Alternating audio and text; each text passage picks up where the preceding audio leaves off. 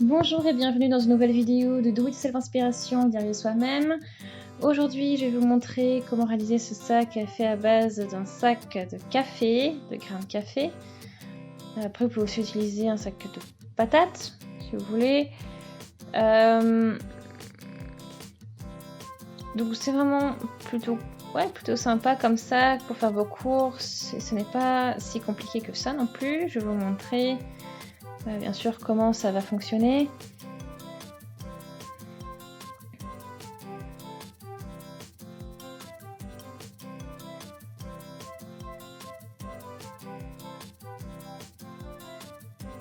Donc voilà, après vous pouvez bien sûr faire ce sac sans anse, c'est à vous de voir.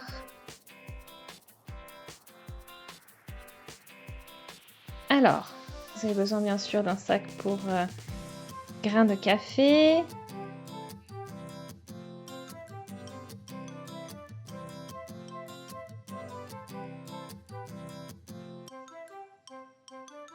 Donc après, mon petit conseil, c'est d'avoir quelque chose de peut-être pas trop épais comme ça, parce que plus c'est fin, plus c'est facile à coudre, mais à vous de voir ce que vous pouvez trouver.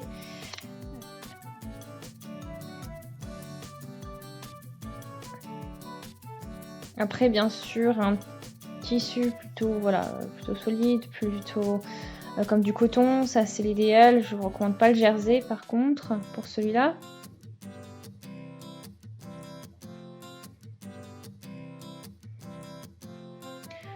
Donc je vous montre bien sûr comment je fais ma coupe, comment je la vois. Après, bien sûr, à vous de l'adapter comme vous voulez si la taille ne vous convient pas ou autre.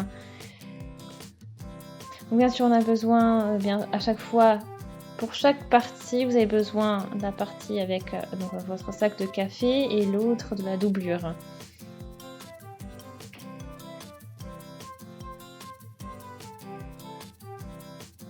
Donc là, j'ai 33 cm de hauteur. Après, vous pouvez faire ça plus haut ou plus bas, ça c'est à vous de voir, bien sûr.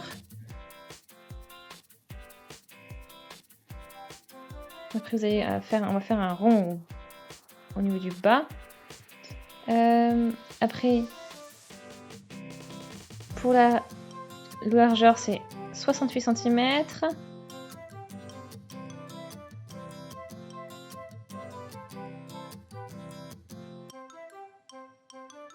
Vous pouvez faire ça aussi, la dimension, vous adaptez comme vous voulez. Mais après, bien sûr, il faut calculer ça avec le cercle en bas que vous allez avoir. Donc là, j'ai mon cercle. Le mien, c'est un diamètre de 20,5 cm.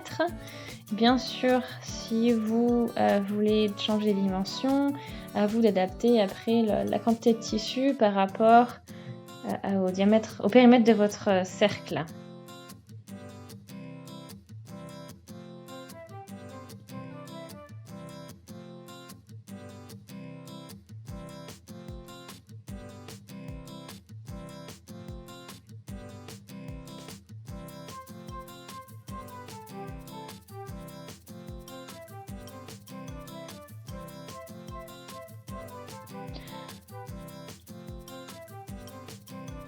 Ouais, donc après, il faut vraiment positionner votre cercle dedans. Donc après,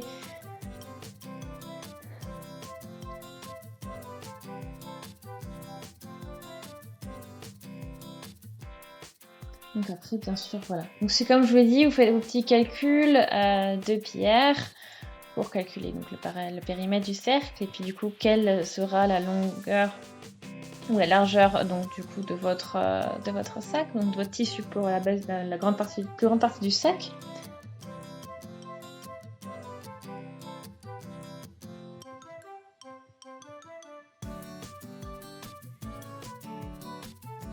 Donc ça c'est fait. Là j'ai la taille principale. Donc comme j'ai dit 68 par 33.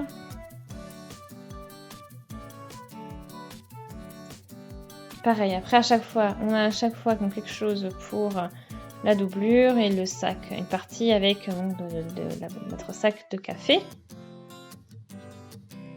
Bien sûr les anses, mais après vous pouvez le faire sans bien sûr, mais je trouve ça plus sympa avec les anses, comme ça vous pouvez vraiment, il y a plusieurs possibilités d'utilisation. Mais après, voilà, à vous de voir, bien sûr. Donc après, pour moi, les anses, c'est 44 cm de long et 16 cm de large. Voilà comment elles ont été réalisées.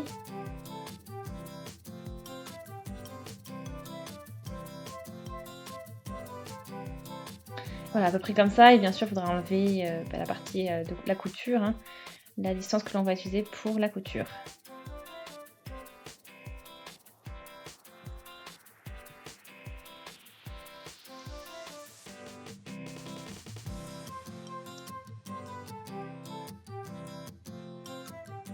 Donc là c'est fait. Bien sûr faites attention parce qu'en fait si vous avez quelque chose de similaire à ce que j'ai là, c'est assez compliqué à coudre.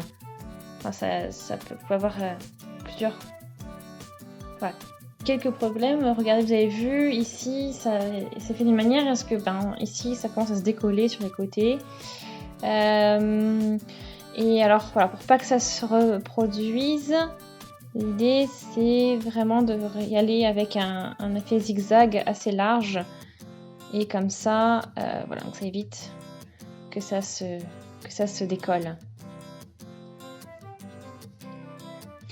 Ok, donc on positionne bien sûr tout l'un par-dessus l'autre, hein, donc le côté votre doublure et votre sac de café. Donc bien sûr, à chaque fois, vous mettez le côté que vous voulez voir, sont positionnés l'un sur l'autre. Hein, donc vous avez à chaque fois, vous devez voir l'envers du tissu, qui doit être vers vous, des deux côtés.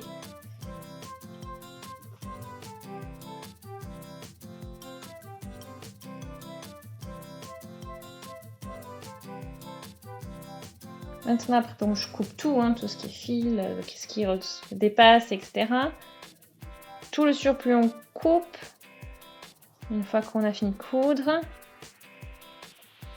Et là, il va falloir retourner. Alors, il faut vraiment y aller doucement parce que voilà, ça peut vite se casser en fait. Donc, on y va doucement, on prend son temps, on ne pousse, on ne force pas pour éviter de tout casser.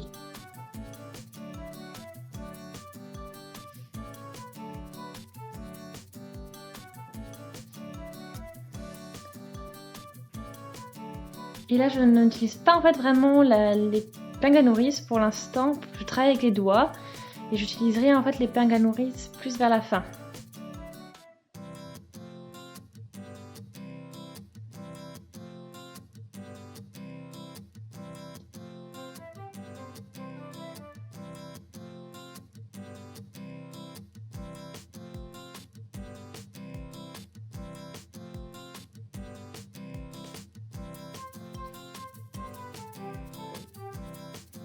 Ok, donc là on y est, faites attention, voilà, que vous avez vérifiez bien que vous n'avez pas, voilà, que vous n'arrachez pas le tissu quand ça devient plus compliqué. Mais là, ça devrait être bon maintenant, une fois que vous êtes là.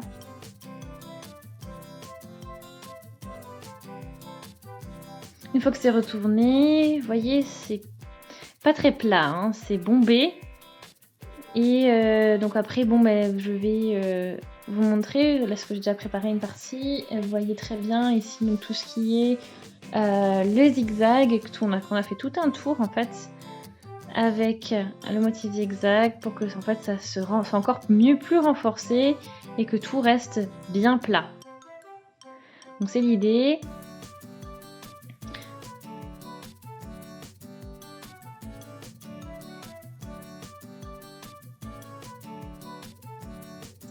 Une fois que cette étape est terminée, voilà ce que ça donne. Donc on a les anses qui sont prêtes.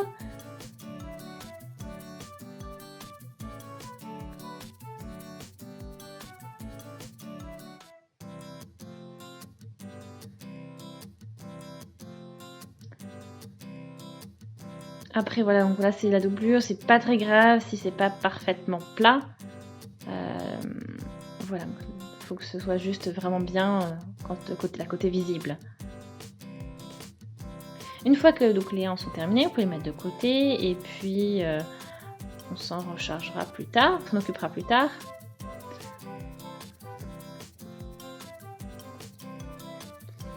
Voilà, donc après bon bien on positionne déjà la doublure, que ça va être plus simple à travailler que l'autre partie pour l'instant. Pour commencer on a besoin de la partie principale.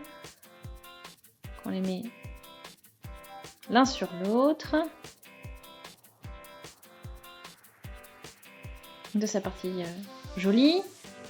Et là je fais pareil de l'autre côté. Donc je mets à chaque fois les deux parties, donc les deux jolies faces sont l'une sur l'autre. Et j'ai l'envers vers moi.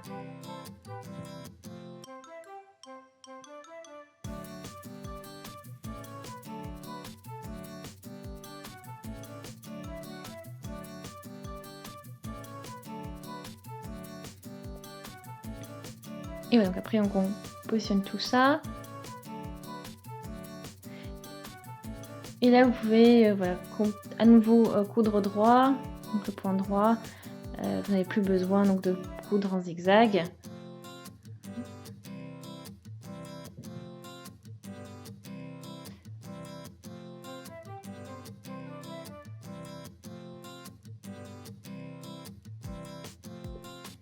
Alors ici maintenant que je voulais dire au niveau de la doublure, j'ai pas tout cousu complètement, on a toujours une ouverture sur le côté. Voilà, parce qu'après il faudra pouvoir retourner bien sûr à nouveau le travail.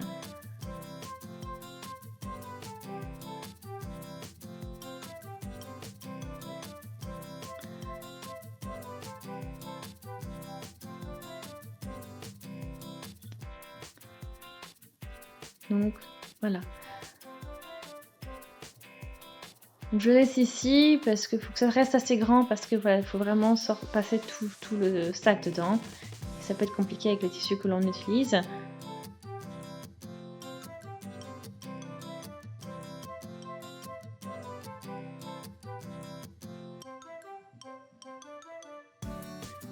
Voilà, qu'il faut que vraiment dedans on a la partie jolie. On arrive avec le dessous maintenant. Donc tout ce qui est joli, on a aussi joli côté sur joli côté. Et là on va tout coudre tout le long du dessous en fait.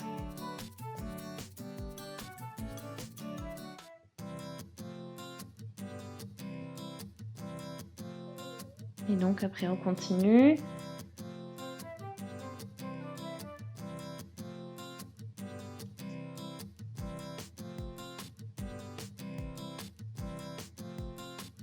Alors je fixe. Voilà, donc c'est plus simple quand... Voilà.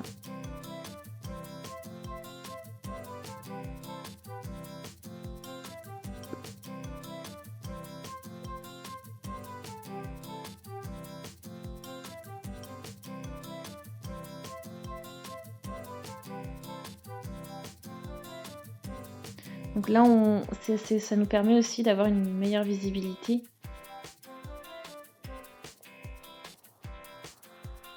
Quand on a fixé tout ça, au niveau avec les épingles, pour voir si tout passe bien. Après, bon voilà, maintenant c'est cousu. On n'a pas encore besoin de tourner.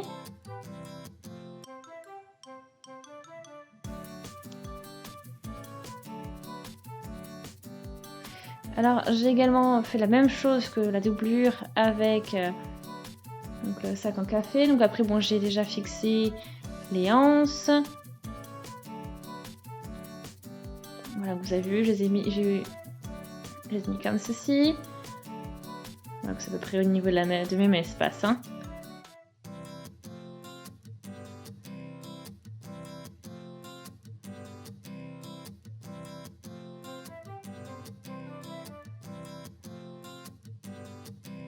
Là maintenant, cette étape que je vais vous montrer maintenant, c'est on va fixer donc la doublure au sac. Et en fait, il faut vraiment que la doublure soit au niveau donc de notre cousu sur notre sac.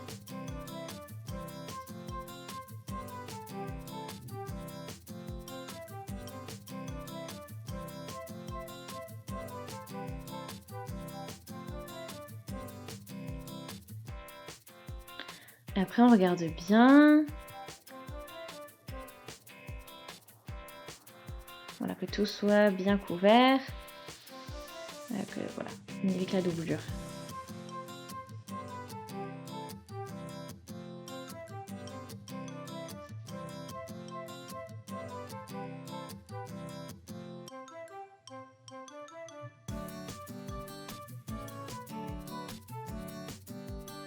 Donc là, on se positionne.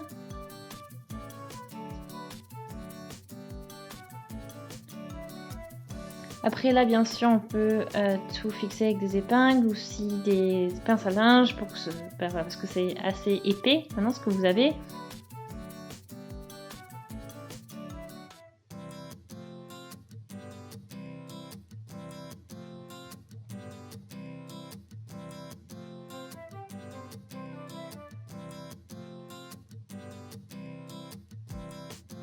Bien sûr, on n'a pas oublié l'ouverture à laisser pour retourner.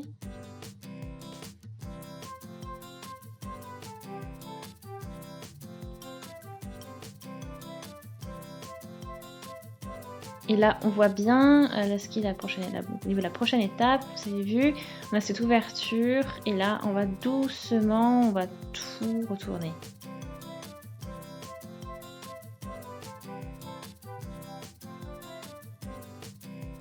Voilà, il faut vraiment que rien ne se déchire.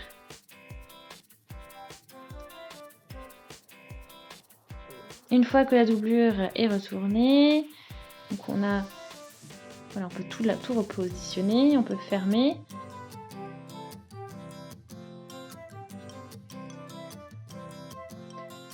Soit vous cousez à la main ici, voilà, tout simplement, on ne s'en voit plus. Ou vous y allez, et avant que vous cousez, bien sûr, regardez que bien tout soit bien placé. Et après, vous passez un coup de machine à coudre. Donc c'est fermé, je l'ai cousu à la main. Et donc du coup, la doublure est positionnée à l'intérieur. Voilà, donc cette petite corbeille ou ce petit sac est terminé. Donc j'espère vraiment que ça vous a plu. Donc c'est vraiment pratique pour aller faire les courses et autres. Voilà, vous pouvez bien sûr tout mettre dedans.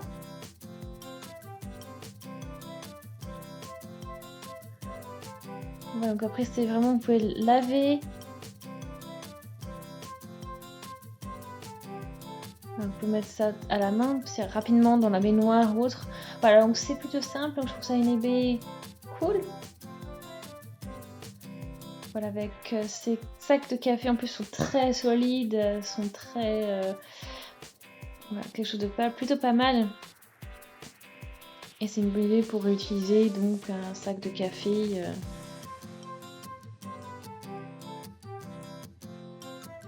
Donc ça peut faire un petit projet DIY sympa avec tout ça.